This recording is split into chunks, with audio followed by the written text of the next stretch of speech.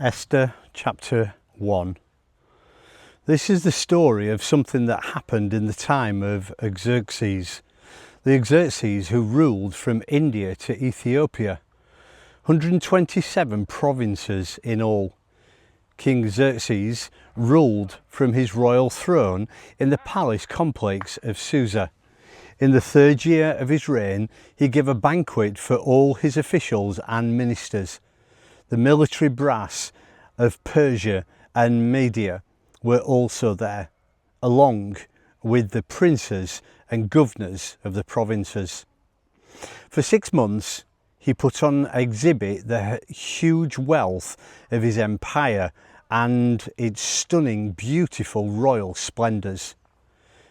At the conclusion of the exhibit, the king threw a week-long party for everyone living in Susa, the capital, important and unimportant alike. The party was in the garden courtyard of the king's summer house. The courtyard was elaborately decorated with white and blue cotton curtains tied with linen and purple cords to silver rings of marble columns. Silver and gold couches were arranged on a mosaic pavement of porphyry, marble, mother of pearl and coloured stones. Drinks were served in gold chalices, each chalice one of a kind. The royal wine flowed freely, a generous king. The guests could drink as much as they liked, king's orders, with waiters at their elbows to refill the drinks. Meanwhile, Queen Vashti was throwing a separate party for women inside King Xerxes' royal palace.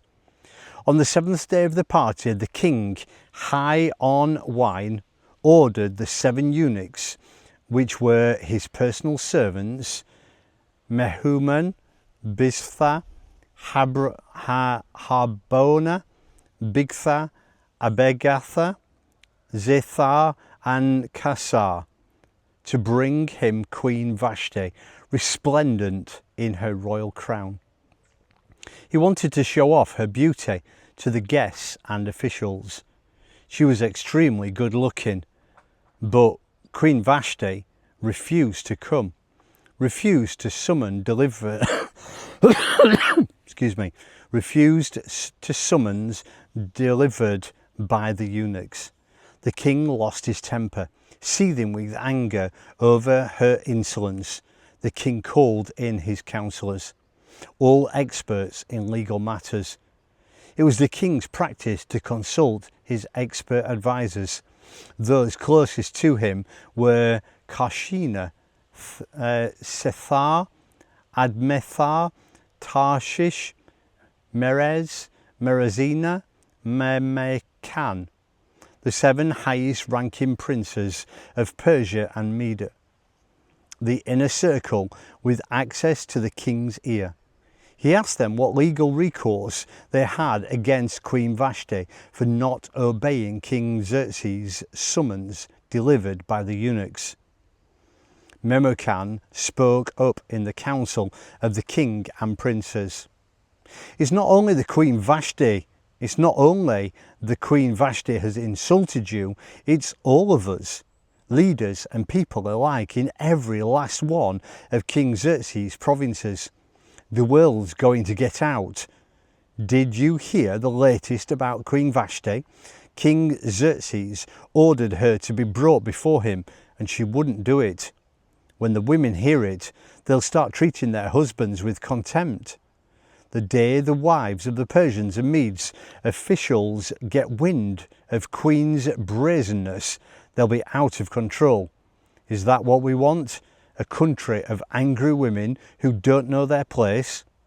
So, if the king agrees, let him pronounce a royal ruling and have it recorded in the laws of the Persians and Medes so that it cannot be revoked, that Vashti is permanently banned from King Xerxes' presence.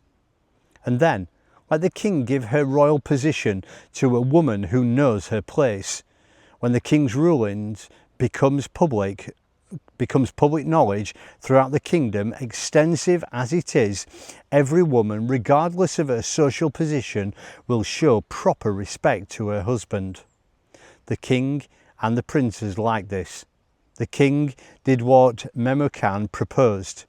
He sent bulletins to every part of the kingdom, to each province in its own script, to each people in their own language. Every man is master of his own house. Whatever he says goes.